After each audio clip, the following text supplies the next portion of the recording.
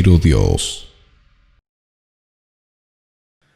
Muy buenos días, que el Señor te bendiga, amigo y amiga que nos escucha diariamente en esta transmisión de este programa mundial de estudio de la Biblia titulado Reavivados por su palabra.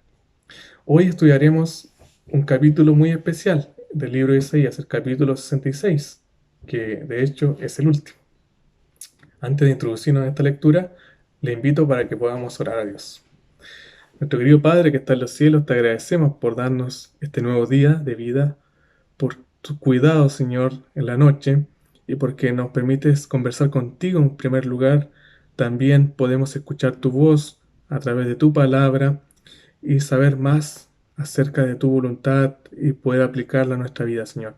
Te rogamos que nos dirijas ahora, que nos conduzcas y que bendigas a cada persona que esté escuchando este mensaje, Señor. Quédese con nosotros, sea nuestro invitado especial, te lo rogamos y agradecemos en el nombre de Jesús. Amén. Muy bien, este capítulo 66 de Isaías se puede dividir en dos secciones.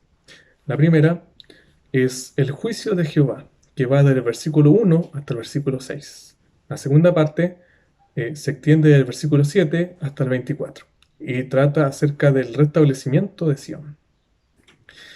Vamos a leer los primeros versículos. Acompáñeme usted en su casa con la Biblia en mano. Busquemos los versículos primeros.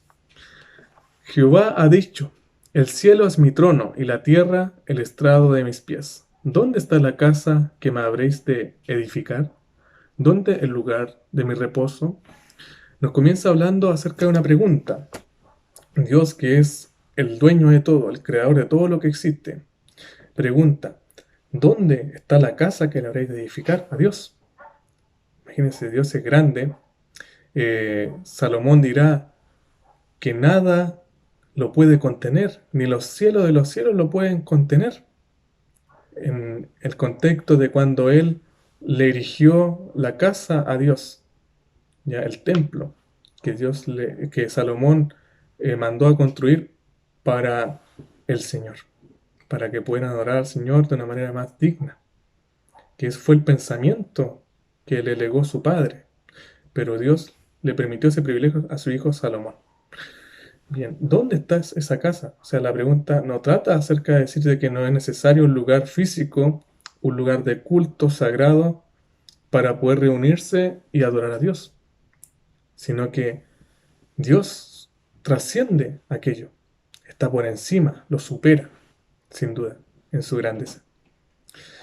Luego nos continúa diciendo en el versículo 2, mi mano hizo todas estas cosas, así todas ellas llegaron a ser, dice Jehová. Pero yo miraré a aquel que es pobre y humilde de espíritu y que tiembla a mi palabra. Dios hizo todo lo que existe en el universo, pero quiero hacer un alcance. Dios no hizo ni el mal, ni el sufrimiento, ni el pecado, ni el diablo y los demonios. Dios hizo todo cuanto expresa o transmite belleza, bondad, perfección, santidad. Eso es fruto de la obra de Dios. Todo lo demás es algo que se echó a perder en el proceso, por el libre albedrío que Él también nos concedió, ¿ya? Pero todo lo que Dios hizo y trajo a la existencia es bueno. Y como dice en el libro de Génesis, capítulo 1, terminando la obra creativa de Dios, es bueno en gran manera. Ahora la pregunta es que todo lo que Dios hace es bueno, pero Él dice que recibe de parte del adorador a aquel que va con un espíritu pobre y humilde, que tiembla a su palabra.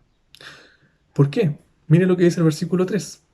El que sacrifica buey es como si matara a un hombre. El que sacrifica oveja como si degollare a un perro. El que hace ofrenda como si ofreciera sangre de cerdo. El que quema incienso como el que bendijera a un ídolo. Pues porque escogieron sus propios caminos y su alma amó sus abominaciones, también yo escogeré para ellos de gracias y traeré sobre ellos lo que temieren. Porque llamé y nadie respondió. Hablé, pero no escucharon. sino que hicieron lo malo delante de mis ojos y escogieron lo que no me agrada.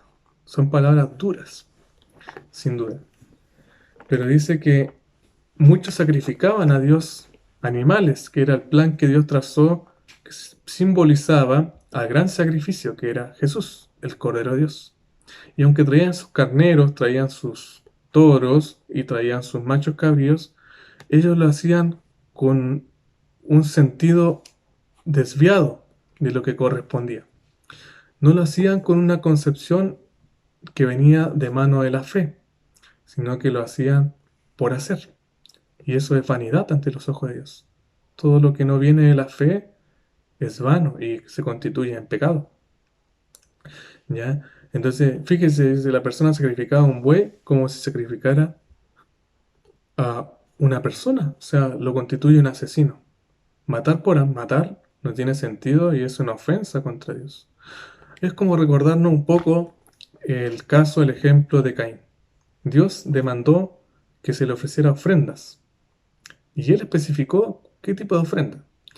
Abel, ¿cierto? Sacrificó un animal, pues la sangre era necesaria para remisión de pecados, para poder ser, representa la expiación de Cristo, pero Caín, en su orgullo y soberbia, él le ofreció a Dios lo que su corazón le mandó, lo que él quiso. Y eso nos sirve, querido amigo, querida amiga que nos escucha. A veces nosotros podemos pretender ofrecer lo que queramos para Dios, pero Dios exige algo puntualmente. Dios es definido en lo que pide. Él es específico. Si Dios te pide algo, hazlo. ¿Ya? Pero hazlo con un espíritu humilde, con un espíritu contrito, en otras palabras, arrepentido, y con un espíritu obediente. Bajo esas tres cualidades del adorador, Dios recibe esa adoración como un perfume grato, agradable, incienso, aromático a su presencia. Luego nos continúa hablando de que muchos en el pueblo tenían esta actitud egoísta, eran más idólatras que personas que temiesen el nombre de Dios. Pero había un grupo pequeño, un remanente piadoso, que ellos sí se esforzaban por buscar a Dios y conducirse por el camino recto. Pero recibían vituperios, ofensas, insultos, eran humillados. La gente se burlaba de ellos, la mayoría del pueblo, porque ellos trataban de buscar a Dios y hacer su voluntad. Eso siempre ocurrió, hermanos, amigos. Pero lo importante es no desmayar, sino que seguir adelante y confiar en la promesa de Dios que Él nos va a mantener firmes hasta el final. En la segunda parte, del versículo 6 hasta el 24, se nos habla del restablecimiento de Sión. Leo para ustedes el versículo 8, dice: ¿Quién oyó cosa semejante? ¿Quién vio tal cosa? ¿Concebirá la tierra en un día? ¿Nacerá una nación de una sola vez? Pues en cuanto Sión estuvo de parto, dio a luz a sus hijos. Yo que hago a dar a luz, versículo 9, no haré nacer, dice Jehová. Yo que hago engendrar, impediré el nacimiento, dice tu Dios. Recuerde usted que Dios creó al pueblo de Israel. No solamente lo escogió, sino que lo creó. Sí, lo escogió desde antes del nacimiento, antes que llegara a ser, como creador. Pero Él también acompañó ese desarrollo. Acuérdese que Dios le hizo la promesa a un hombre. Ese hombre se llamaba Abraham. Y a Abraham se le prometió que de su simiente iban a ser benditas todas las naciones. Y acuérdese usted también que Abraham tenía una esposa que se llamaba Sara. Y Sarai, o Sara, que llegó a ser su nombre posterior, ella era estéril, así como todas las esposas de los patriarcas, de Abraham, de su hijo Isaac y de su hijo también Jacob, eran estériles. Por tanto, Dios hizo un milagro en aquellos matrimonios para que llegaran a ser bendición, no solamente para ellos, sino para todos los pueblos y para todo el mundo, para toda la humanidad. Entonces Dios creó al pueblo de Israel. Dios le dio vida. Dios los trajo a la existencia. Y no es problema para Dios hacerlo en un día. De la misma forma, como el pueblo había errado el blanco, se había apartado de la voluntad de Dios, eh, así también, si ellos se volvían de sus malos caminos y buscaban a Dios de corazón y hacían su voluntad, Dios los podía restablecer.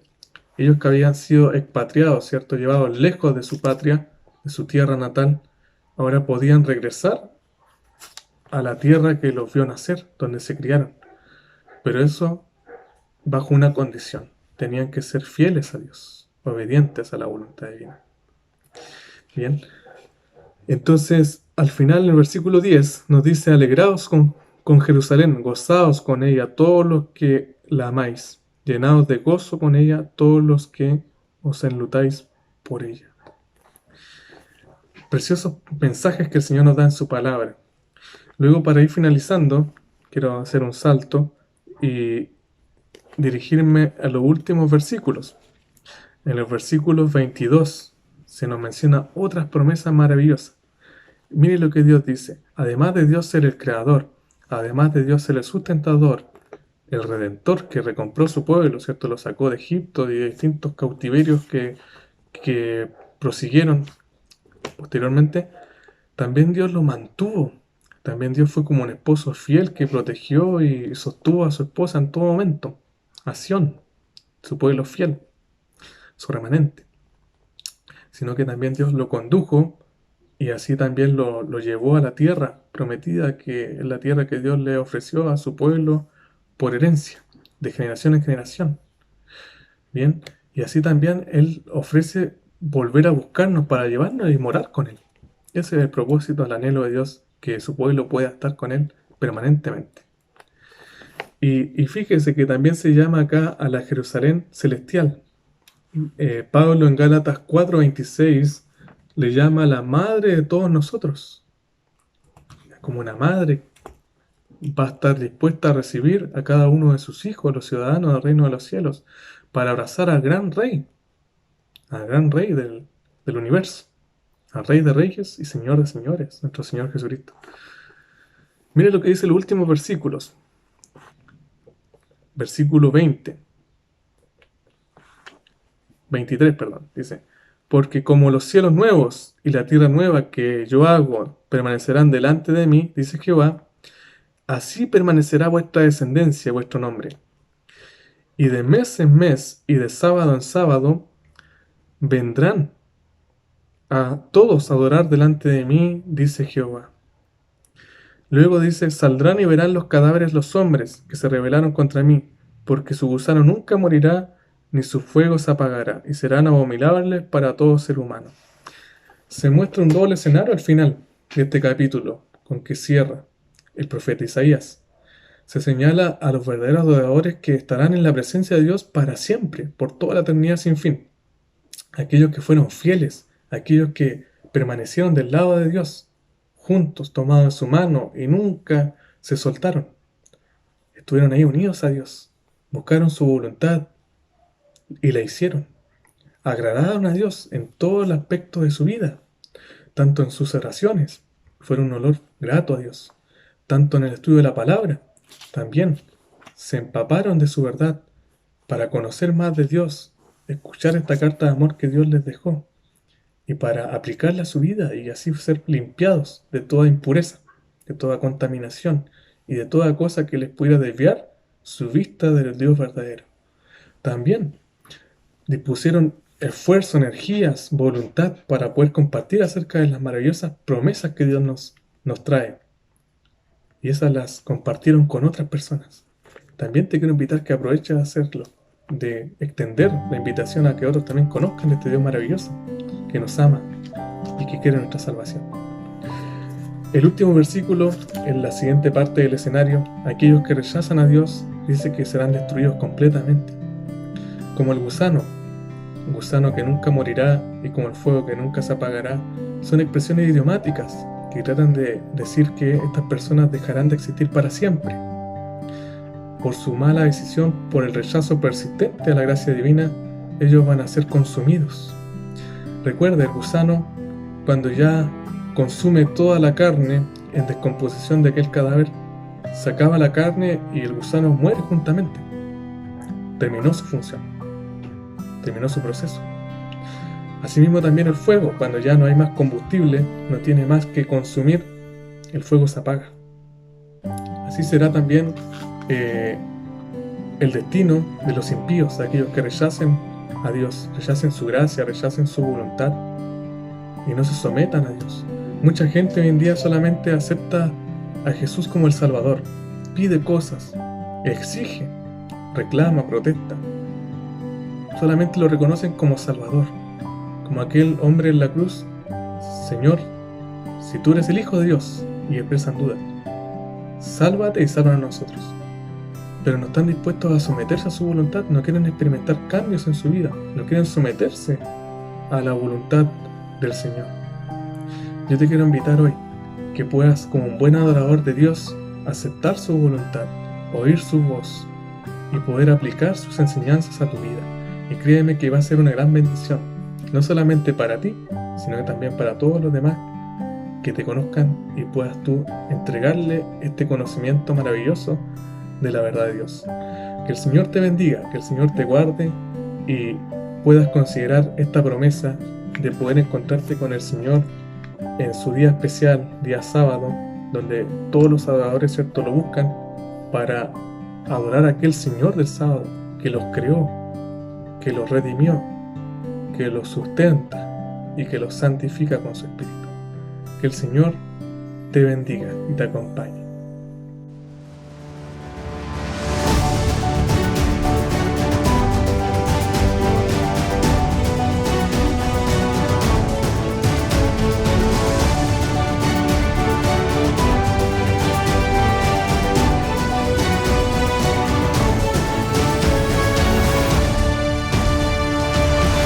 Primero Dios.